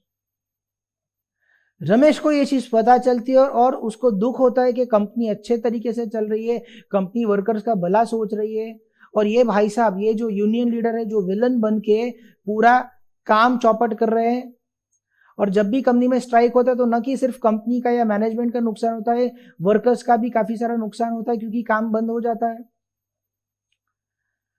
तो यूनियन लीडर नॉर्मली तो इनके भले के लिए काम करते हैं, पर कुछ यूनियन लीडर्स ऐसे निकल भी जाते हैं कि जो कि उनको उकसाते गलत तौर पे और कंपनी के खिलाफ भड़काते हैं। तो यहाँ पे हमने जो एग्जांपल है उसमें हमने ये सिचुएशन लिया है कि यूनियन लीडर ने वर्कर्स को भड़का कर, उनको उकसा कर स्ट्राइक करवाया। अब ये जो नया यंग मैनेजर है, होनहार मैनेजर है रमेश, उसको ये पता चला। अब उसको पता है कि अगर मैं सीधा जाके यूनियन लीडर से भिड़ जाऊंगा तो बात बिगड़ सकती है। पर बिना डरे कॉन्फिडेंस के साथ उसने एक कदम लिया, उसने एक स्टेप लिया, उसने फौरन वो बंदे को फायर कर दिया, डिसमिस कर दिया। और जैसे उसको डिसमिस किया वो डिस्टर्ब हो गया, अपसेट हो गया, स्ट्राइक बंद हो गई। सो रमेश ने जो काम किया बहादुरी का काम था। हर एक बंदा नहीं कर सकता था, पर रमेश ने इनिशिएट किया, रमेश ने बहादुरी जुटा के वो काम किया, सीधा जाके अड़ गया। So he took the bull by his horns. Ramesh ने जो काम किया वो कैसा था? जैसे वाकई में जाके बैल को सींग से पकड़ना। यहाँ पे बैल कौन था? Union leader. उसको सींग से पकड़ना, उसके सामने कोई एक्शन लेना। रमेश ने बिना डरे सीधा जाके वो एक्शन ले लिया। सो आप बोल सकते हो रमेश टुक द बुल बाय हॉर्न्स। कुछ और एग्जाम्पल देखते हैं। एक काफी सिंपल सा जाना हुआ एग्जाम्पल है।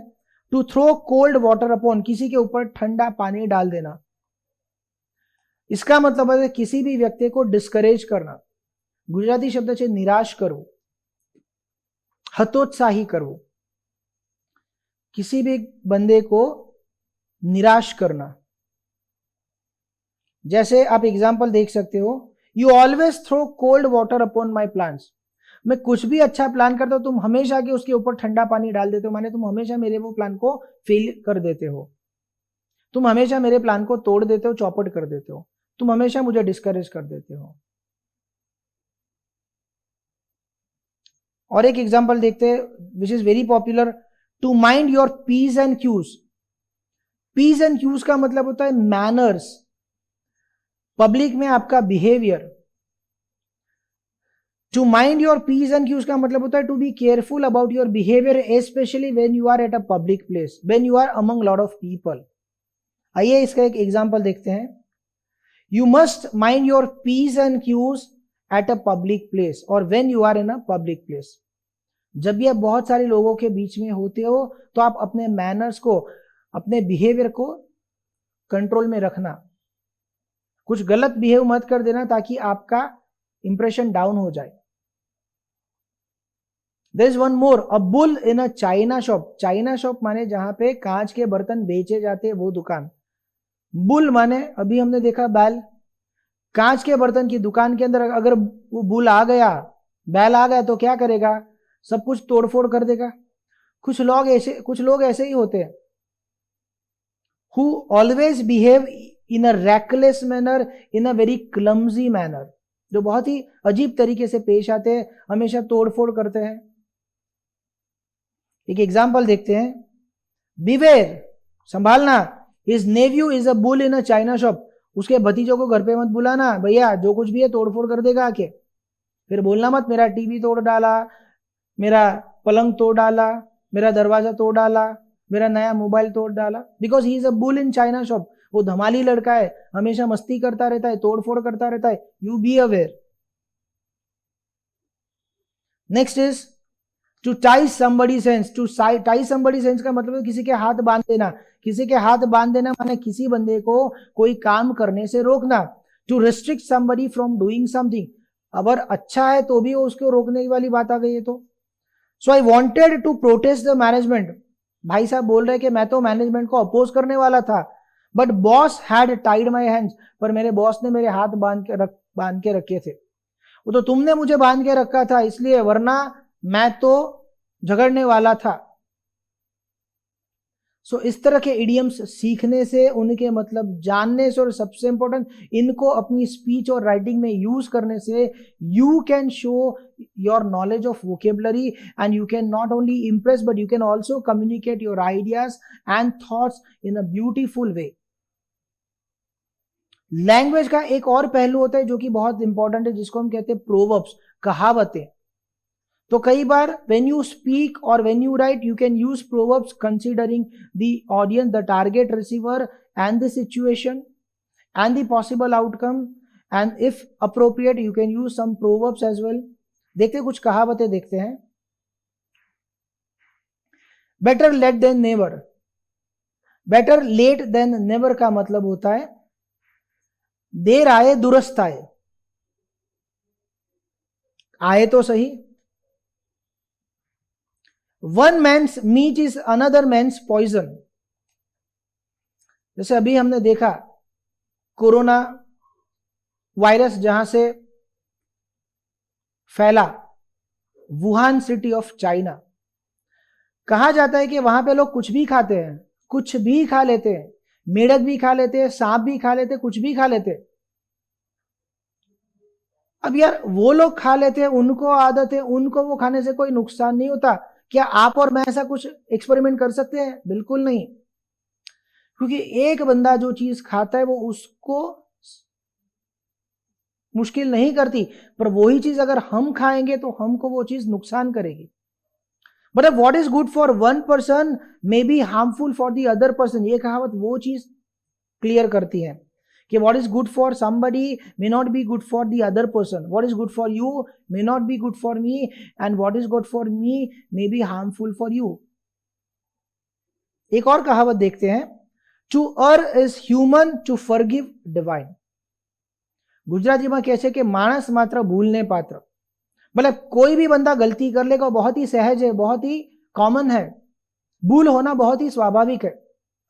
पर डिवाइन, दिव्य, इंपॉर्टेंट क्या है?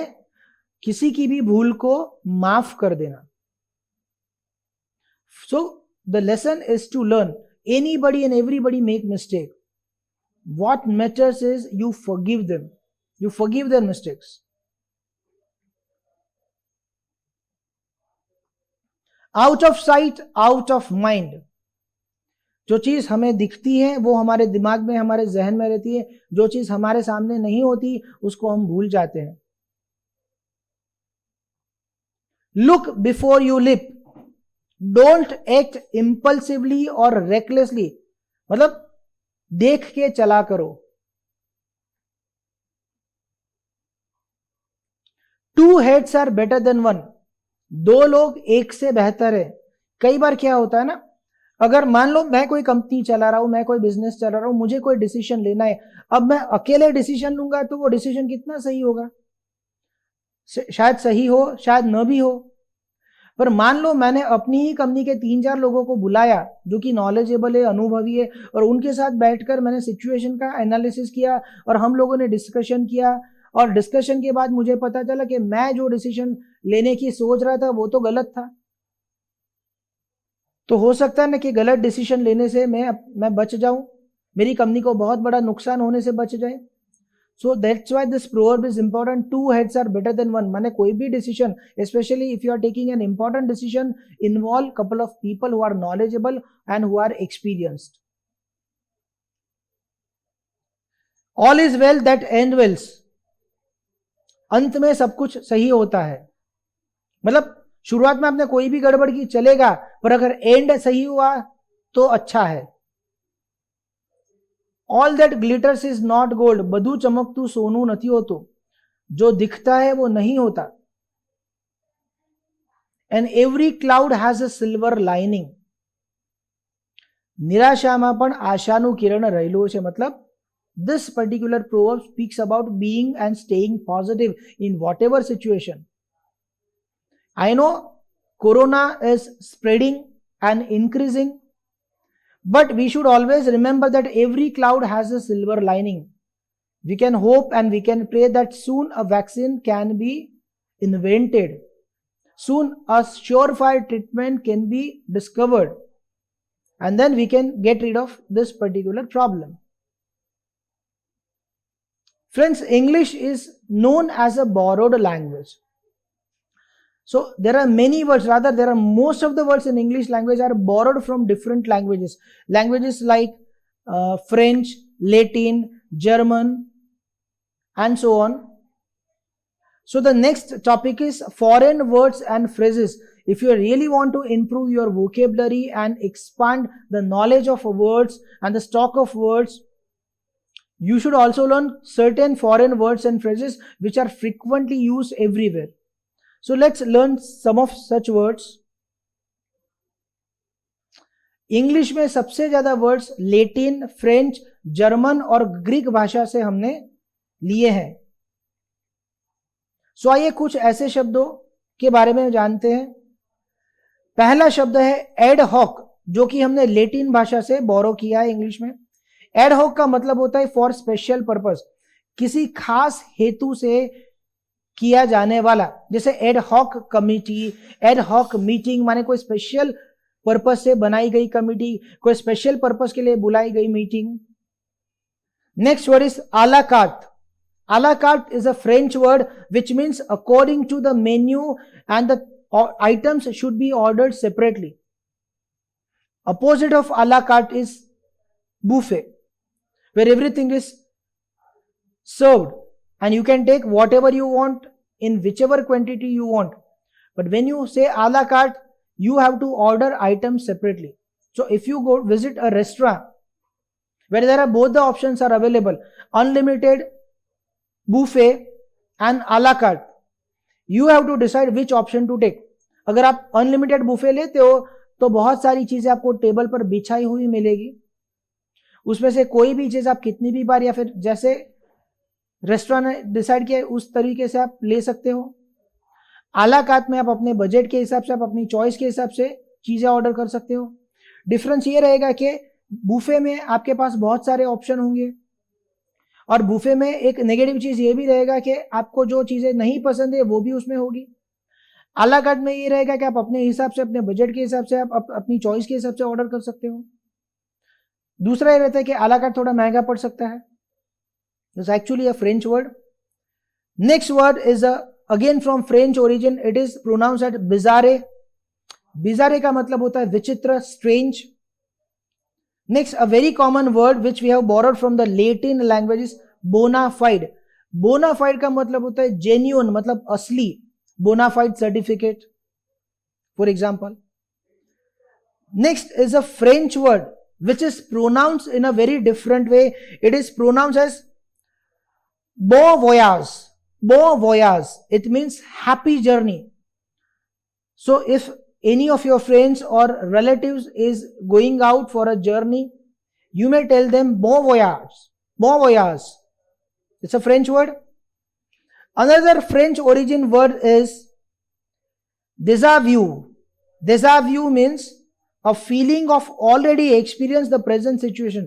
फ्रेंड्स, कई बार ऐसा होता है, मेरे साथ भी कई बार हुआ है कि मान लो अभी मैं आपको ऐसे पढ़ा रहा हूं, मान लो मैं पहली बार आपको पढ़ा रहा हूं, so I am doing something for the first time in my life right now in present. पर ये चीज जब हो रही तब मुझे ऐसा फील होता है कि यार मैं पहले भी कहीं पास्ट में ये एक्सपीरियंस ले चुका हूं, मैंने ऐसा काम कहीं पे किया है। सो कई बार ऐसा फीलिंग हमको आता है, क्यों आता है, किस वजह से आता है, वो तो मुझे नहीं पता, वो तो बड़ा ही साइकोलॉजिकल चीज है। पर ऐसी फीलिंग्स काफी सारे लोगों को आती है कि वो कुछ काम कर रहे हैं और उनको लगता है कि ऐसा ही चीज मैंने पहले कहीं पे किया था।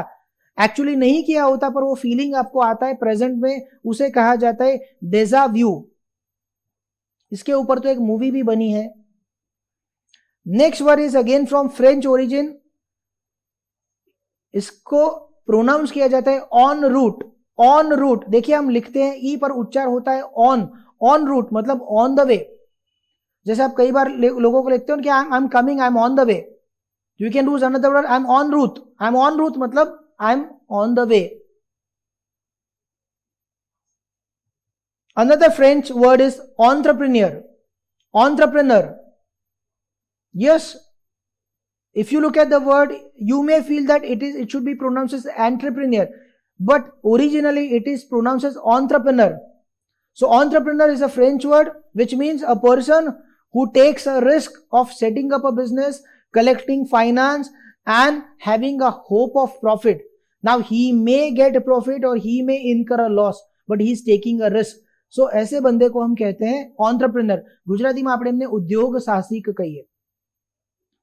Let's have a look at some more foreign words and phrases. Next word is esprit de corps. Esprit de corps is a French word. It means pride and loyalty shared by the group members. When you become a part of a group of people, they may be professionals, you feel pride being associated with them, you remain loyal to them. So this feeling of pride and loyalty is known as esprit de corps. Esprit de corps. Next word is eureka. Eureka means I found something, I found it. Next is again a French word which is pronounced as faux pas. Faux pas. Faux pas means a social blunder. अगर आपने लोगों के बीच में कोई गलती कर दी, some behavioral mistake, ठीक है, so that is known as a faux pas.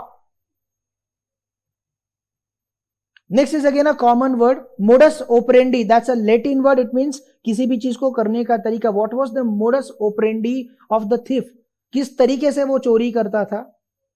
What was the modus operandi of this robbery?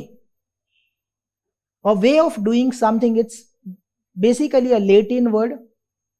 The next word is nota bene. Nota bene is a Latin word which means note well. In English, it is written as capital N dot B dot. NB indicates that the next line is very important, so please have a note of it. Next is prima facie. Prima facie is again a Latin word which means based on the first impression. So you accept something on the basis of the first impression or the first look. It can be edited, it can be corrected once the evidence is there. Next word is status quo. It's again a Latin word. Status quo का मतलब होता है existing condition. Next is a very popular French word, vice versa. Vice versa means the other way around. And one more, vis-a-vis. It's again a French word which means as compared with. So we can use these foreign words and phrases along with English by replacing the corresponding English words, and we can convey a very good professional impression onto the other people. So before I conclude the session, let's have a quick recap of what we learned today. We discussed different tools for enriching vocabulary. Like we began with the choice of words. You need to think about the words that you are going to use while conveying an important message to an important person. Next were synonyms, similar words or words with similar meaning, antonyms, opposite words or words with opposite meanings, homonyms, the words with same spelling and pronunciation but different meanings, homophones, words which may sound same but have different spellings as well as meanings. And then we learnt one word for many or one word substitution. After that, we saw frequently misspelled words. This was the tool which would be useful while writing. We also discussed about abbreviations and acronyms, idioms to decorate the language. Then we had a look at the proverbs, kahavate, and finally we had a look at foreign words and phrases. That's all for today, friends. I am sure if you follow the suggestions and the contents I discuss in this session, you will definitely be able to expand and enrich your vocabulary, and with knowledge of new words and their usage, you will be able to communicate your thoughts, your ideas and the information available with you in a more precise and impressive manner, and you can win everywhere. Wish you all the best. Have a nice day. Thank you.